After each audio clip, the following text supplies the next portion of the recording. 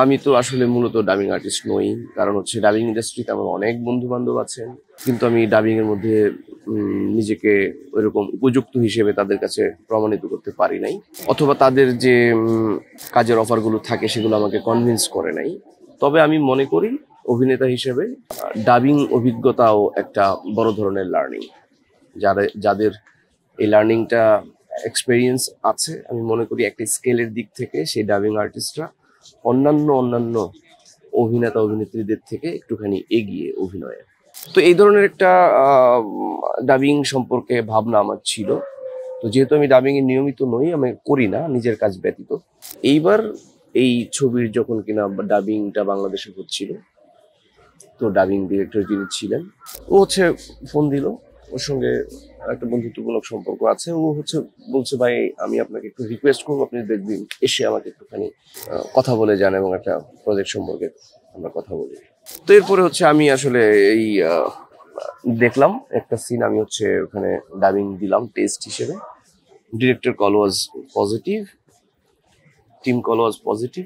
দেন হচ্ছে আমি পরে আরো একদিন দুদিন গিয়ে কাজটা করে দিলাম বলাটা ঠিক হবে না, কাজটা করলাম।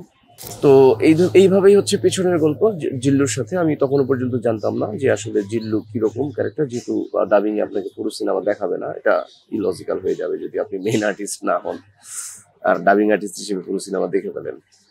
যাই হোক, সেটা আলাদা আলাপ। তো যেহেতু আমি যে ছোট একটা চরিত্র করেছি, সেই চরিত্রের যে ক্লিপিংস গুলো ছিল সেগুলোই দেখার সুযোগ হয়েছে, এবং তখনই আমার ধারণা হয়েছে আসলে প্রাথমিকভাবে বরবাদ কি ধরনের ছবি হিসেবে আসতে যাচ্ছে। তো এই এক্সপিরিয়েন্সটা আমি যখন কিনা ফিল করলাম, তখন বুঝলাম যে ওকে, এই ক্যারেক্টারটা গুরুত্বপূর্ণ, গল্পের ভিন্ন ভিন্ন সুন্দর সুন্দর পয়েন্টে খুব গুরুত্বপূর্ণ ভূমিকা রাখছে। না, এরকম কখনো মনে হয় নাই যে আমি যদি চরিত্রটা করতে পারতাম, মনে হয় নাই। কারণ যখন কিনা সিনেমার আপনার কাস্টিং বিষয়গুলো চলে প্রি প্রোডাকশনে, তখন পর্যন্ত আমাদের পর্যন্ত কোনো কল আসে নাই।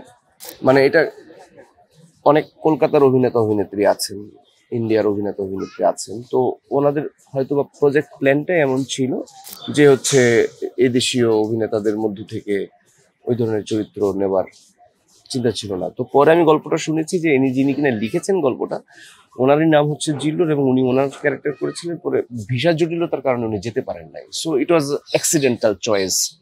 সো করতে পারতাম, এটা অযৌক্তিক ভাবে ভাবলে হবে না, তো করতে পারলে নিশ্চয়ই ভালো হতো। এটা খুব জটিল বিষয় না, আমার কোনো আফসোস নাই, রিগ্রেট নাই। আমি জিল্লু করি নাই, এটা নিয়ে আমার কোনো রিগ্রেট নাই। শ্যাম ভট্টাচার্য খুব ভালো অভিনয় করেছেন, উনি জিল্লুর চরিত্র কেমন হওয়া উচিত সেটা সুন্দর করে দেখিয়ে দিয়েছেন। সো উনি, ওনার জন্য সব থেকে ভালো পারফেক্ট চয়েস ছিল হচ্ছে জিল্লু। যেহেতু ভাষার একটা ঝামেলা ছিল, সেইটা আমি পরিপূর্ণ করতে পেরে আমার ভালো লেগেছে যে আমি ক্যারেক্টারটা একটা অংশ হয়ে গেছি। সো আমার কোনো আফসোস নাই, আমার ভালো লেগেছে যে একটা সংযোগ ঘটেছে ক্যারেক্টারটার সঙ্গে। আমি যদিও সিনেমায় ছিলাম না, শুধু কণ্ঠে ছিলাম, তারপরেও সিনেমার সঙ্গে আমার একটা সংযোগ ঘটেছে এই ক্যারেক্টারের কণ্ঠ দেওয়ার মাধ্যমে।